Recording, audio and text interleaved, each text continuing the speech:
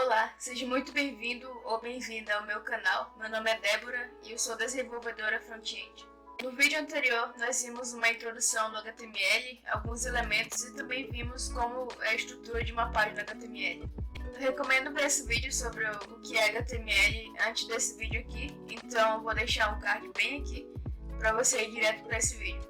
Então, no vídeo de hoje, nós vamos aprender os principais elementos de texto para a gente criar alguns textos em HTML. E como você sabe, a maioria dos textos são formados por títulos e parágrafos. É muito importante manter uma estrutura e uma semântica, que é o significado do elemento, para que o texto não fique confuso, porque é muito difícil de entender um texto em HTML sem marcação alguma. Além disso, ter uma estrutura bem definida ajuda também na acessibilidade, porque as pessoas com deficiência visual, por exemplo, utilizam um leitor de tela. E se o seu texto não estiver bem estruturado, vai ser difícil o leitor conseguir entender ali o que está sendo escrito naquele texto, e assim a pessoa não vai conseguir entender o que tem ali naquele texto. Então, sem mais delongas, vamos começar com os elementos de título. Os elementos de título são H1, H2, H3, H4, H5 e H6. Então eu fiz aqui um documento HTML com todos os elementos de título que nós podemos ter aqui do H1 ao H6, para a gente ver na prática como é que é a diferença deles em relação ao tamanho. Então a gente vê aqui, estou rodando pelo Live Server, a gente vê aqui que o H1 é o maior título, né? Então nós podemos deduzir que o H1 é o título principal do nosso texto. O H2 é um subtítulo, o H3 é um sub-subtítulo e assim por diante. É como se a gente estivesse lendo um livro e o H1 fosse o título do livro e o H2 fosse o título de cada capítulo do livro. E existem também boas práticas para você criar os títulos da sua página web.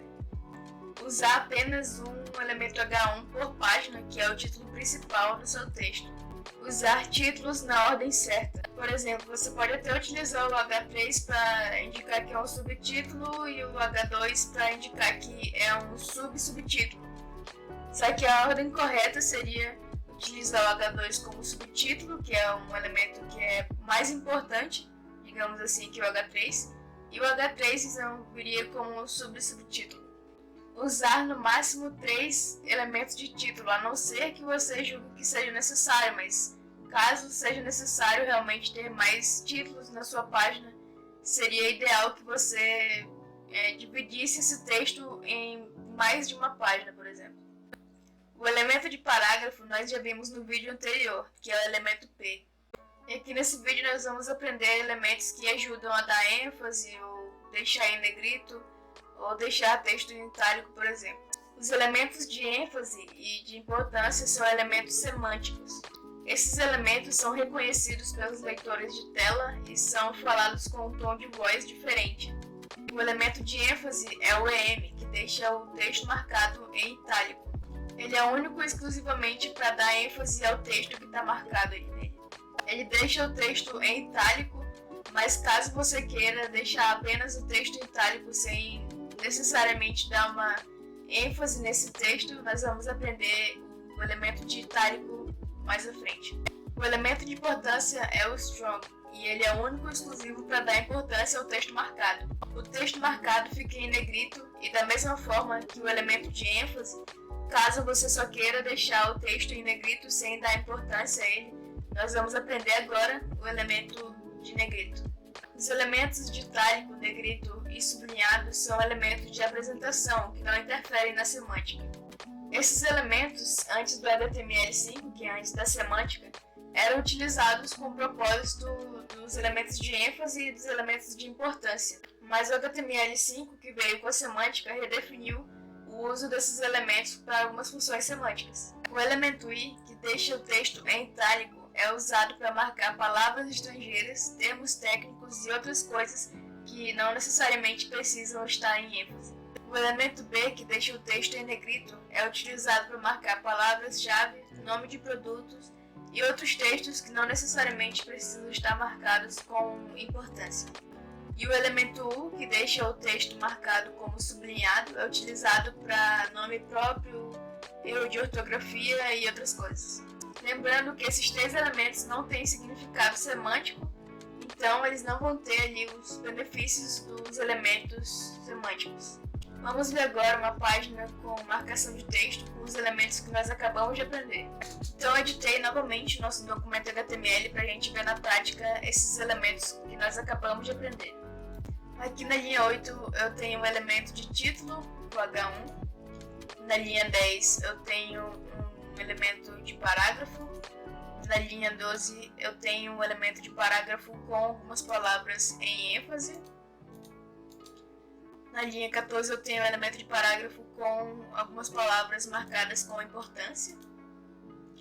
Na linha 16 eu tenho um elemento de parágrafo também marcado com importância. Na linha 18 eu tenho um elemento de parágrafo com um elemento itálico para marcar nome científico. Aqui na linha 23 eu tenho um elemento de parágrafo também com elemento itálico, mas para marcar palavras estrangeiras, tanto é que ele tem aqui um atributo de linguagem para indicar qual que é a linguagem que está sendo indicada dentro desse elemento. Aqui na linha 28 eu tenho um elemento de parágrafo com uma palavra sublinhada aqui com o elemento 1. Na linha 32 eu tenho um parágrafo com uma palavra em negrito, o elemento B. Na linha 35 também.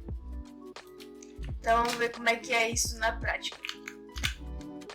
Aqui a gente tem o título, né?